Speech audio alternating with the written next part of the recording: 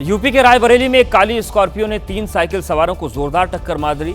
हादसे की दिल दहला देने वाली तस्वीरें सामने आई हैं। हादसा इतना भयंकर था कि जिसने भी इस वीडियो को देखा उसका कलेजा मुंह को आ गया।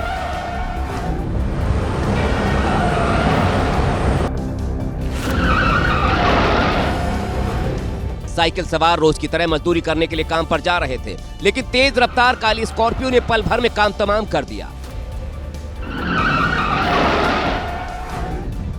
अब इस भयानक हादसे को दूसरे एंगल से देखिए। काली स्कॉर्पियो की रफ्तार इतनी तेज थी कि वो रास्ता भटककर सर्विस रोड वाले ट्रैक पर आ गई।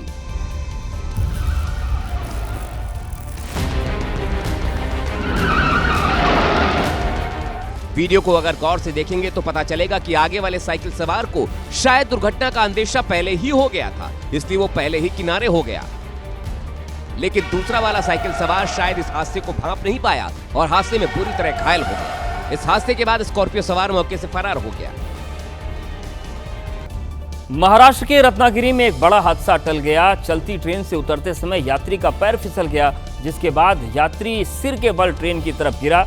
यात्री को गिरता देख तुरंत आरपीएफ के कांस्टेबल रणजीत सिंह, महेंद्र पाल और एक वेंडर मदद के लिए दौड़े और यात्री की जान बचा ली। अगर कुछ पल की भी देरी हो जाती तो यात्री की जान जा सकती थी। जान बचाने वाले आरपीएफ के जवान और वेंडर को 5-5 हजार रुपए का पुरस्कार देकर सम्मानित किया गया है। लेकिन आप देखिए, ये जो लापरवाही का सिलसिला है ये थमने का नाम नहीं ले रहा है। देश भर से ऐसी तस्वीरें आती रहती हैं। किस्मत अच्छी थी इस व्यक्ति की कि वक्त रहते मदद मिल गई, वरना इसका अंजाम क्या होता इससे हर कोई वाकिफ है।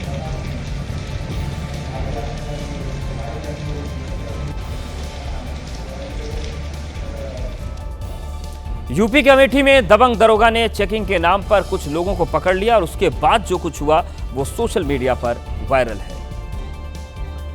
दारोगा ने पहले तो एक-एक कर सबसे पहले उनके नाम पूछे। क्यों? क्या नाम है तेरा? सरमन। बाप का नाम? यहाँ क्या करने आया था? लेकिन इसी बीच एक दूसरे युवक ने जब गांव का नाम बताने से इनकार कर दिया तो दारोगा जी ने जूते चलाने शुरू कर दिए। मारिए नहीं सर। युवक न मारने की गुहार लगाता रहा, लेकिन दारोगा जी ने खूब वर्दी की हनक दिखाई, गालीबाजी की।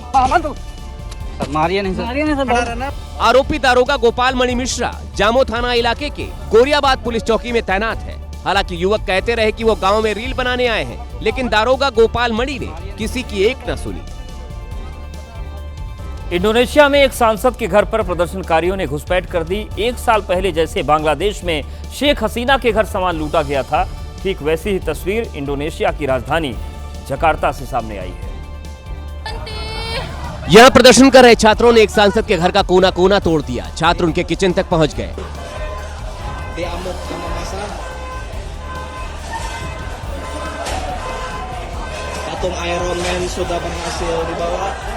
घर के साथ बाहर खड़ी इलेक्ट्रिक कार को भी सबने मिलकर चकनाचूर कर दिया। लात मार मार कर कार के शीशे तोड़ दिए।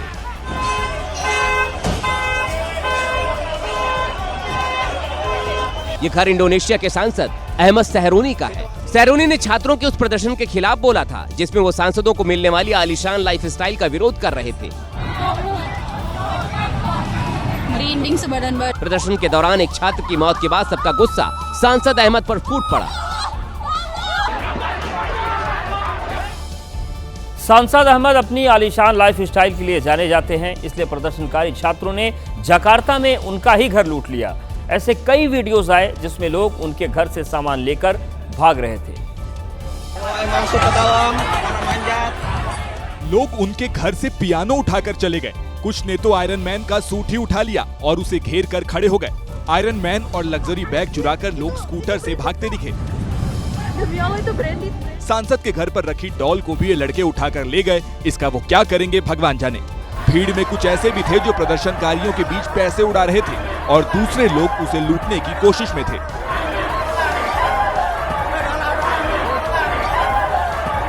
महंगे और लग्जरी सामानों की लूट के साथ इन लोगों ने खाने के सामान भी नहीं छोड़े। घर से बाहर निकलते वक्त एक के हाथ में अंगूर भी था।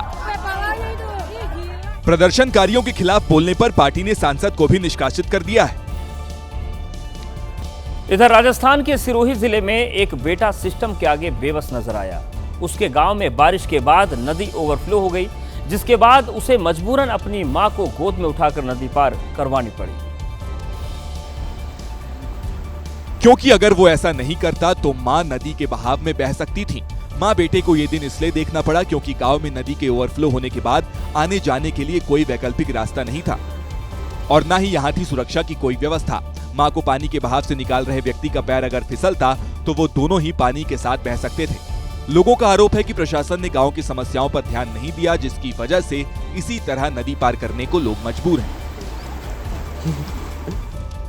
बारिश के दौरान बिजली कड़कने की आवाज से हम डर जाते हैं, लेकिन उत्तर प्रदेश के बस्ती जिले में तो कुछ लड़कों के सामने ही आसमान से बिजली गिरी और इसका लाइव वीडियो भी रिकॉर्ड हो गया। वीडियो में तड़तड़ाते हुए बिजली गिरती दिखी। खुले आसमान में मौजूद पेड़ पर बिजली गिरी थी। बस्ती के किसान डिग्री कॉलेज में बिजली गिरने से पहले कुछ लड़के वहां कबड्डी खेल रहे थे। कबड्डी के दांव के बीच ही बिजली की एंट्री हुई। बिजली गिरने के बाद वो लड़के वहां से दौड़ लगाकर भागते दिखाई दिए। ये तो गनीमत रही कि बिजली पेड़ पर गिरी, अगर इन लड़कों के पास गिरती तो जान का नुकसान भी हो सकता था। इस वीडियो को देखकर आज साफ समझ आया कि आखिर क्यों बारिश के वक्त पेड़ के नीचे नहीं खड़ा होना चाहिए।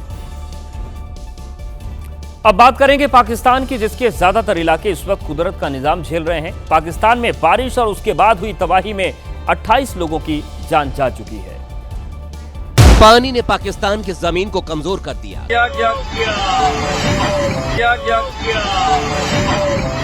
घरों को गिराने के साथ सैलाब अपने साथ कई चीजों को बहा ले गया। खैबर पख्तूनख्वा में बहने वाली नदियों ने रिहायशी इलाकों तक खुद को फैला लिया। जिस रहीम यार खान एयरबेस को भारत ने ऑपरेशन सिंदूर के दौरान उड़ा दिया था, उसके आसपास भी बाढ़ का प्रकोप दिखा। बैलगाड़ी के साथ कच्चे रास्ते पर बैलेंस बनाते हुए कुछ लोग चल रहे थे, तो कुछ ऐसे भी थे जिनका आधा शरीर पानी में डूब चुका था।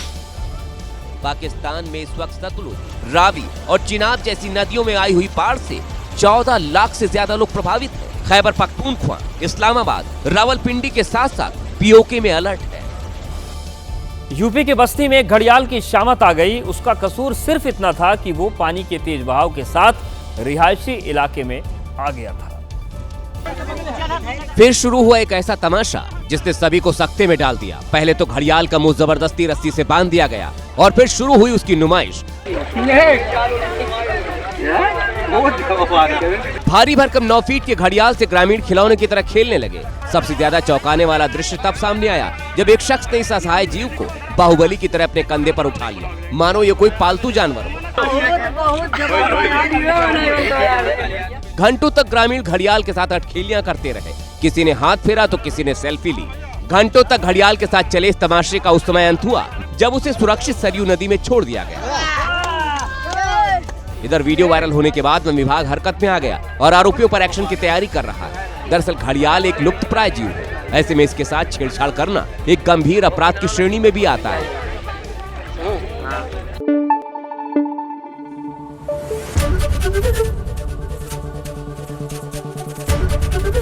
एबीपी न्यूज आपको रखे आगे।